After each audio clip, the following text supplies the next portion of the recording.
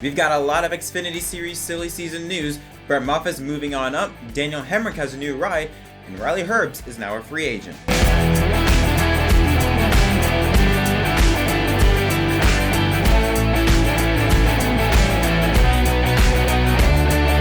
Yo, what is up everyone? My name is Jeff Krause and welcome back to the episode of Inside the Lines. Before we jump into this show, don't forget to leave a like and subscribe more content. I have a lot of new things I want to implement into this channel later on in the future as we head into December and January, so make sure you be on the lookout for that. So make sure to subscribe as well as hit the bell. So let's not waste any time and jump into it. This is going to be mainly Xfinity Series news because there's a lot of stuff going on in the second tier series that we need to talk about. But first, let's talk about Las Vegas Motor Speedway. Now, Las Vegas Motor Speedway has been part of NASCAR since the late 90s, and as of late, it is now holding two Cup Series races. One at the very beginning of the season, I think around race 4 next year will be, and one in the playoffs. But it looks like that tradition is going to continue on for at least the next decade. The Las Vegas Convention and Visitors Authority has signed an agreement deal with the Las Vegas Motor Speedway that will keep at least 2 NASCAR Cup Series races until 2031. Now, this will extend an already previous agreement that was set to expire in 2024, so they just added 7 years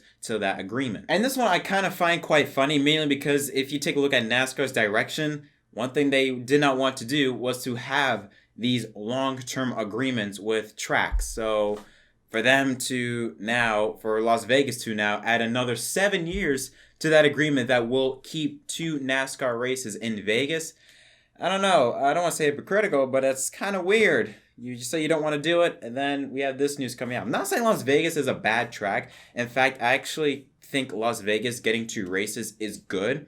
Because, I mean, think about number one, the track is aging. We've seen some really good racing take place at Vegas in recent years, so it's a good racetrack. It's at a market that I think NASCAR can capitalize on. It's in Las Vegas. I mean, let's be honest, it's in Sin City, it's on the West Coast. They have that burnout session that they do in Las Vegas, downtown Vegas, which is really, really cool to see in person and on TV. So it is cool, and I think Vegas is one of those rare tracks. I think if you're going to have a mile and a half track that has 2 races, I wouldn't mind Las Vegas being that track. But I just find it funny that on how NASCAR said they don't want to have these long-term agreements, and then here we have Las Vegas getting a 7-year extension deal. Well, 10 if you want to include the previous agreement to have at least 2 Cup races until the next decade. But now let's head into our Inside the Lines Rapid Fire. We start off with Roush Fenway Racing, and Jimmy Fenning, who has been with Roush Fenway Racing for decades now, will become the new Executive Vice President in charge of competition.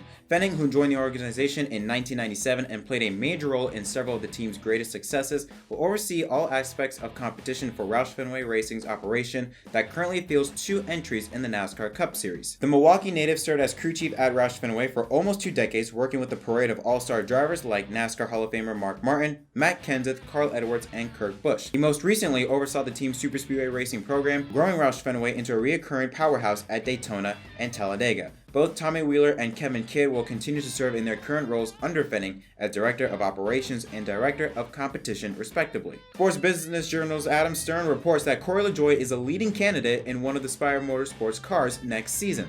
LaJoie announced in August that he would be leaving Go Fast Racing, as they announced in October that they would move to a part-time effort in 2021. Spire Motorsports will expand to a 2-car team next season after the purchase of the charter of Levine Family Racing. And finally, the W Series, the International Single-Seater Motor Racing Championship for female drivers, will be on the support bill for 8 Grand Prix in 2021 as a new partnership with Formula One. Series Chief Executive Officer Catherine Bond Muir said in a statement, quote, "Everything that made the W Series so popular and successful in 2019 will remain.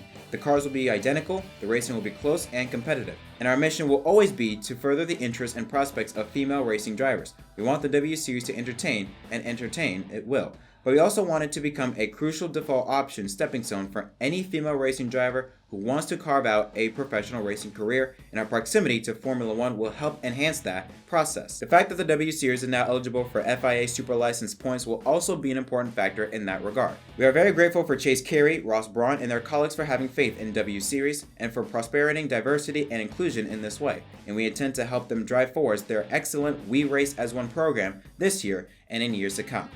I do find it funny that in the same week that, F1, they've been doing this whole We Race as One campaign, in that same week they announced they're going to do a race in Saudi Arabia, which Saudi Arabia and women, they're like water and oil. They don't mix. Giving basic rights, basically not treating women like crap. Saudi Arabians, they don't know how to do that, apparently. So for them to announce that and then to announce, we're partnering with the W Series, it's like, it's weird. It's funny, weird, but I don't know. I've always said since the beginning, in my opinion, like, I like the message with the We Race as One, but if you take a look at what F1 is doing currently, it does not represent the We Race as One. Like, you cannot have that slogan if you race in Bahrain, Russia, and now Saudi Arabia and China.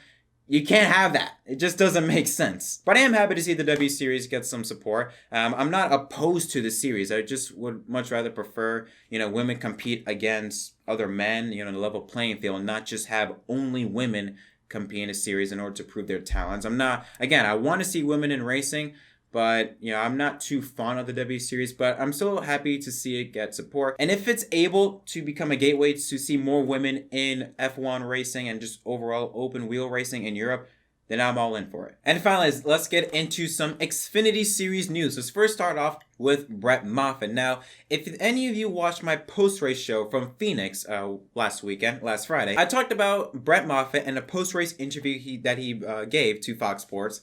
Now, basically looked like he kind of threw his team under the bus, especially his crew chief, when they said they cannot call a race for their lives. And how he said that made me think he's not going to be back at GMS racing next season, because you don't throw your team under the bus like that if you're going to be returning. You only do that if you go, I'm not going to be part of the team next year anyway, so I don't care. Well, apparently we were right. He will not be returning to GMS racing in 2021. But he will be getting promoted. It was announced earlier today that Brett Moffitt will drive full-time in the Xfinity Series for Our Motorsports. Now, Our Motorsports and Brett Moffitt, they have had a connection in the past. They ran all but 4 races in the Xfinity Series last season, scoring only 1 top 5 finish, 7 top 10s, 25 laps led with an average finish of 18.3. Now, overall, I like this move. First of all, I think Brett Moffitt is a really talented race car driver. We know how good he can drive, as evidenced by in the Truck Series. And I think Our Motorsports, they have had some pretty good runs. I look at Kansas is already a quick one. He finished 6th at Richmond, I think, in the first Richmond race. So that team has had speed. And on top of that, when you talk about sponsorships, FRA auctions, they're going to be jumping on board. In fact, they're going to be upping their support with Brett Moffitt. That's going to help Moffitt and the team as a whole. I'm not saying, they're going to be winning contenders next season, but I do see this as a great opportunity for Moffitt and Our Motorsports to become a serious contender to make it into the playoffs next season. And now let's talk about a much more bigger story, our main story, Daniel Hemric and Riley Herbst. Now, Daniel Hemric, he drove part-time for Junior Motorsports in 2020. Riley Herbst drove full-time as a rookie for Joe Gibbs Racing. Well, now Herbst is out. Hemric is in. Daniel Hemric will now drive for Joe Gibbs Racing, replacing Riley Herbst in the 18 Toyota in 2021 full time. Now, I absolutely love this move. First of all, let's take a look at Hemric's career stats in the Xfinity Series. Even though he has not won a race yet, he has been really consistent. 30 top 5s, 51 top 10s, and that is in 87 Xfinity Series start. 520 laps led with an average finish of 12.3, and he did make it into the championship for one time back in 2017 with Richard Childress Racing. And again, I absolutely love this move. I've always felt like that Daniel Hemric, he's always that type of driver that is so close to winning a race, but just could never get the job done. We saw it in Richard Childress Racing, and I think in 2017, 2018 when he drove there, so many times he was close to winning a race. Then he got promoted to the Cup Series in 2019, and he basically had an unfair season. One season and you're already out. Like that. What was the point of even promoting him if you're just going to ditch him after one season? He gets a part-time ride in Junior Motorsports. Again, runs really, really good. Does not win a race though, but really consistent. And now, in 2021, he's going to be in Joe Gibbs Racing, which is one of the best in the Xfinity Series. We know what that team can do. Brandon Jones can win in it. If Brandon Jones can win in that car, so can Daniel Hemric. But I also think there's going to be a lot of pressure added on him, because this is going to be the third big-time team he's going to be driving for in Xfinity. RCR, Junior Motorsports, and now Joe Gibbs. He has to win next season. He didn't get it. He was close in RCR, was close in Junior Motorsports, but he still didn't win. And those are two huge teams in Xfinity Series. They're basically the big three. Joe Gibbs, Junior Motorsports, and RCR. They are the big three, in my opinion, in the Xfinity Series. Well, Team Penske added in, the big four. He's driven for 3 of them.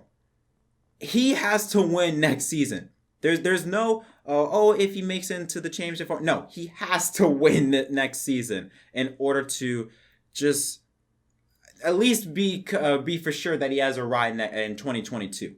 Or at least to have something for his future in 2022. He needs to win next season. But I believe Hemric's ready. I think he will get the job done. And not only do I think he'll win a race, I think he's going to win multiple races. Do I think he's going to make it to the championship 4? Maybe not. I don't think so. But he will make it to the round of 8, and he will win multiple races. Now, like I said, Hemric is in.